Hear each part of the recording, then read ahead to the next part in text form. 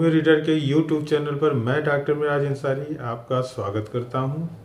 आज की हमारी जो अपडेट है वो होम्योपैथिक जॉब से रिलेटेड है। तो आइए जानते हैं होम्योपैथिक जॉब के क्षेत्र में क्या नई अपडेट आई हुई है।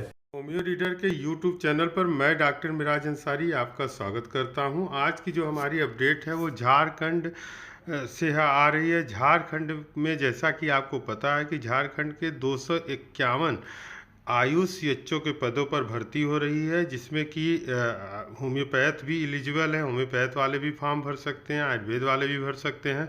तो उसके बारे में आज हम बात करेंगे कि उसमें जो मेरिट है वह उसका क्राइटेरिया क्या है, किस तरह इसमें जो है सिलेक्शन का बेस होगा।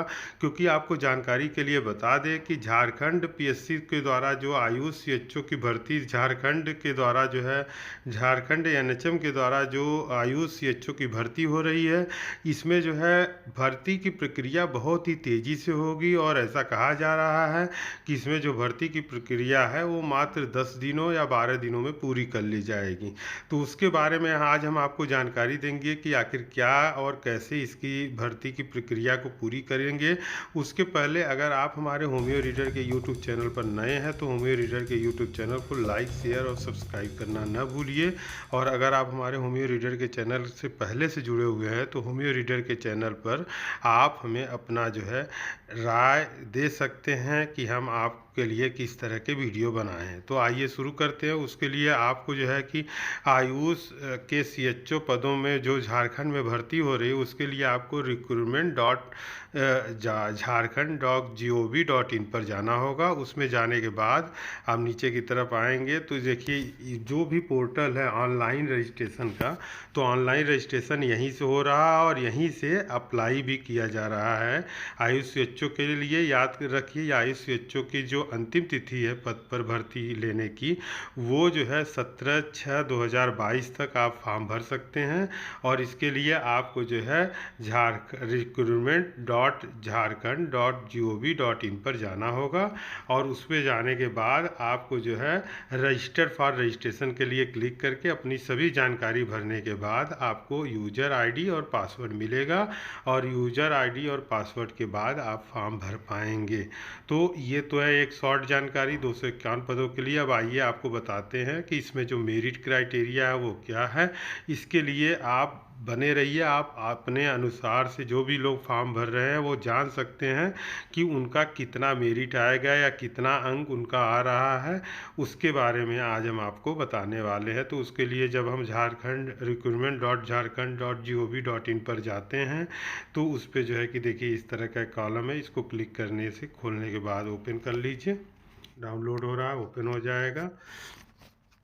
अब देखिए ये हुआ है झारखंड चिकित्सा शिक्षा एवं परिवार कल्याण विभाग झारखंड सरकार आयुष निदेशालय के द्वारा ये दिया गया है। 31/5/2022 से फॉर्म भरना शुरू हुआ है और 17/6/2022 तक इसका डेट निर्धारित है।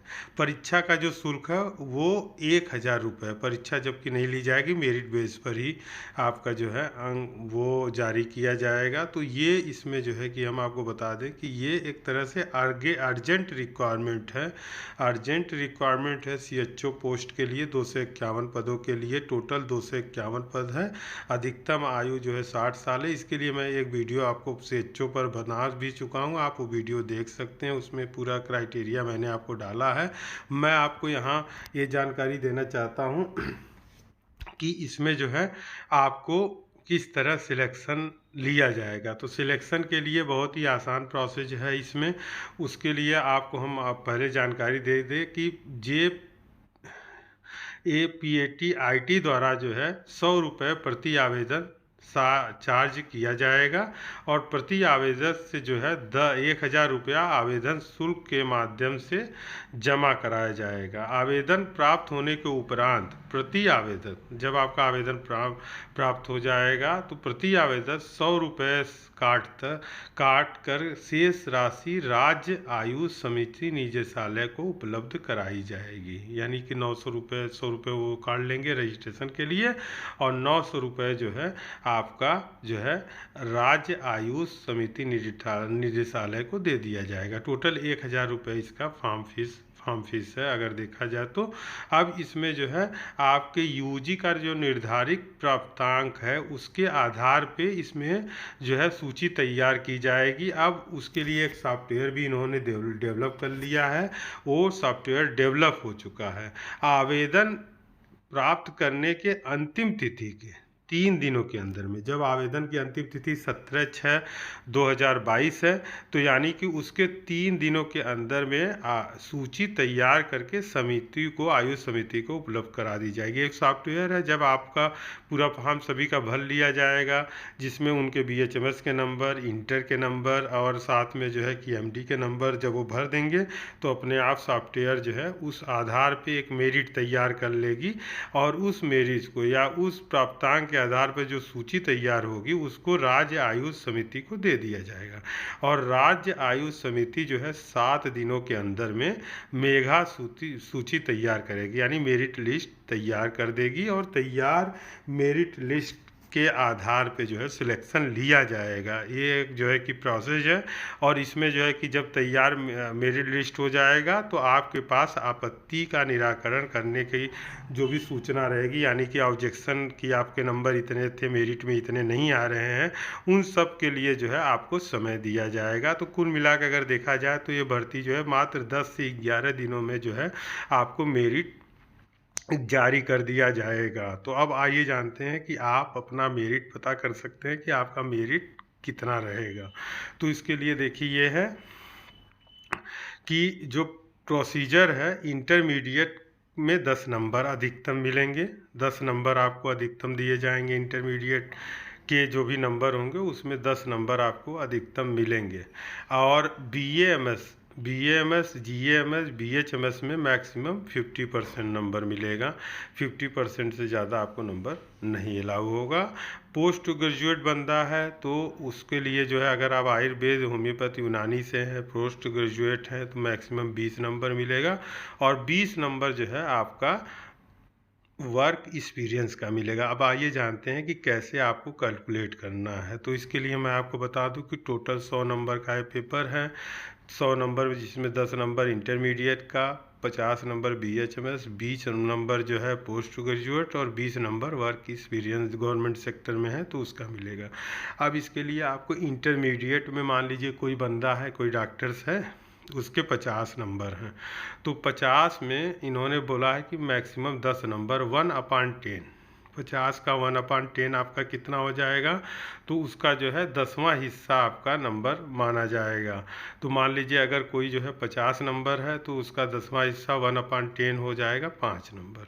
जैसे कि किसी का मान लीजिए कि 67% है, 67 है, तो उसका 1/10 हो जाएगा 6.7 नंबर। तो ये जो है 1/10 इंटरमीडिएट का 1/10 नंबर, टोटल जो नंबर है आपका, मान लीजिए कोई 60-70% पाया है तो उसका 1/10 मतलब 10वां हिस्सा जो है आपका 7 नंबर होगा। तो 10वां हिस्सा इसमें कैलकुलेट करेंगे। अब उसके बाद BAMS, GAMS, BHMS, DHMS, BUMS, GUMS में मान लीजिए आपका जो मार्क ऑब्सेंट है, ऑब्टेन मार्क है, वो 60 नंबर का है, 60% आपने पाया है, तो इसमें जो है आपको 60% का 1/2 होगा, इसका जस्ट आधा कर लेंगे आप।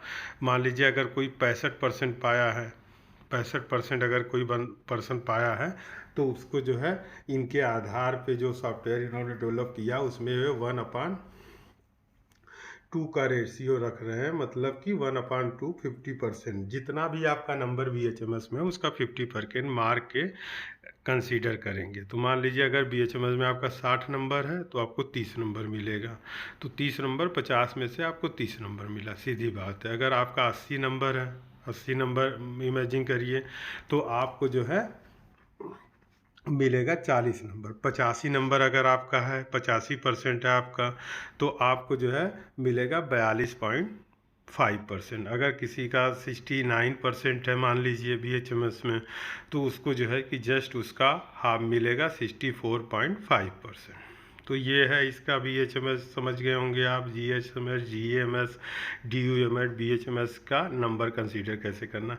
आप कोई अगर PG कर चुका है तो मैक्सिमम जो ऑप्टेन नंबर है वो आपको जो है कि मैक्सिमम ऑब्टेन नंबर आपको कितना दे रहे हैं। तो मैक्सिमम 60% मार्क पर ये कंसीडर, मान लीजिए किसी का 60% ना मार्क है, ऑब्टेन किया है कोई, तो उसका जो है आपको सीधे 1/5 कर देना है, 5वां हिस्सा ले लेना है। तो मान लीजिए 60% है तो उसका 5 से आप मल्टीप्लाई कर दीजिए तो आपका आएगा 12। तो 12 नंबर जो है आपको वो हो जाएगा। तो इस तरह जो है आपको 1/5 करना है। अगर कोई 70% है तो उसका 1/5 आपको करना रहेगा। तो आप 70% को अगर आप 1/5 करते हैं तो सीधे आपका जो नंबर आएगा उस बंदे का वो 14 नंबर आएगा। तो ये 14 नंबर है। तो इसी तरह आप कंसीडर कर सकते हैं। अब आपका जो वर्क एक्सपीरियंस है उसमें प्रत्येक साल का आपको जो है 2 मार्क दिया जाएगा। मैक्सिमम जो है वो आपको दिया जा सकता है, मान लीजिए 2 मार्क आपको पर ईयर का देंगे। अगर आप 5 साल काम किए हैं तो आपको 10 नंबर मिलेगा। तो मैक्सिमम जो है 2 नंबर आपको मिलेगा। और मैक्सिमम अगर देखा जाए तो मैक्सिमम 20 नंबर से ज़्यादा नहीं, मतलब 10 साल से ज़्यादा कंसीडर नहीं कर सकते आपके एक्सपीरियंस को। तो इस आधार पे जो आप मेरिट आप अपना स्वयं भी जांच कर सकते हैं। मान लीजिए किसी बंदे का इंटरमीडिएट में 60-50% नंबर रहा है तो उसका जो है 5 नंबर, BA MS में उसका अगर 60% है तो उसका जो है आपका 30 नंबर, और पोस्ट ग्रेजुएट में उसका जो है अगर 60 नंबर है और 60% है तो उसको 12 नंबर, और फिर वर्क एक्सपीरियंस 5 साल का लगाएगा तो उसको 57 नंबर टोटल 100 में आएंगे। तो ये आपका जो मेरिट है वो मेरिट का जो नंबर है, कट ऑफ है आपका, वो 57% किसी का आ रहा है इसके अनुसार से। तो आप भी अपना कंसीडर कर सकते हैं। और JPSC अगर आपने नहीं भरा है तो आप JPSC भरिए। बस JPSC के लिए उन्हीं कैंडिडेट फॉर्म भर सकते हैं जिनका permanent valid registration Jharkhand state Ayush council में होना चाहिए, वहीं इसको फॉर्म को भर सकते हैं। और अगर जो बंदा इस इंटर्नशिप कर रहा है वो भी इस फॉर्म को भर सकता है। तो ये एक प्रोसेस है। बाकी इसके बारे में कैसे फॉर्म भरना है उसके बारे में मैंने आपको अपने पिछले वीडियो में बता चुका हूँ। बाकी मैंने इसमें भी आपको हिंट दे दिया। आपको ये वीडियो कैसा लगा हमें ज़रूर बताइए। होमियो रीडर देखने